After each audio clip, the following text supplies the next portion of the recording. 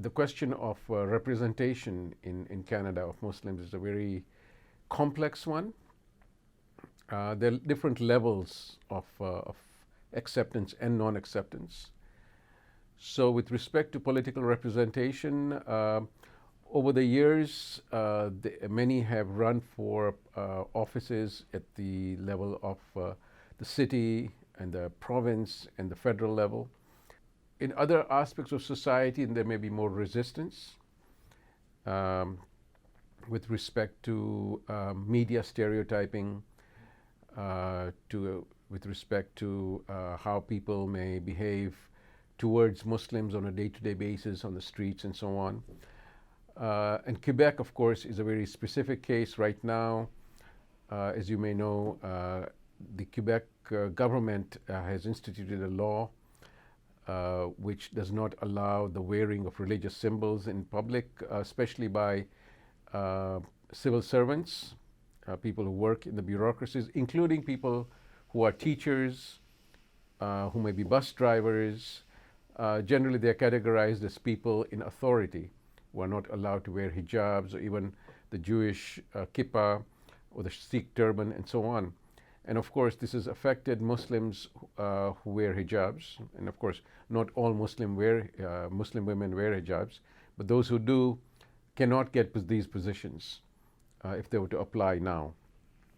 And so, in that sense, Quebec has been very resistant, to a certain extent, mimicking what France is doing.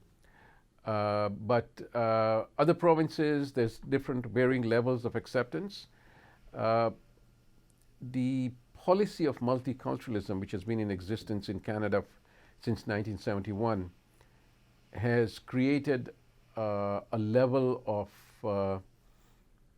if not complete acceptance, a general acceptance in terms of the diversity of the different kinds of people, Muslims being one group.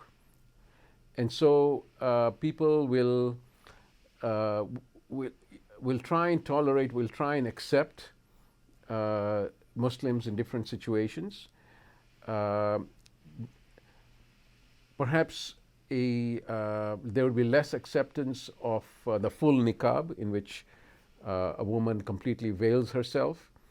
And that became an issue, not in the last election, but in the election before that, in which the federal government made a big issue about women in niqabs not being allowed to do certain things, like being able to take a citizenship oath while wearing the niqab, and so on. So there are these, it's not 100% acceptance as they are, but it varies from place to place within Canada. And a number of Muslims have reported even hate crimes in certain cases. These are not extremely widespread, but they do exist and need to be acknowledged. So especially since the attacks in New York and elsewhere in the United States on September 11, 2001, there has been a heightened level of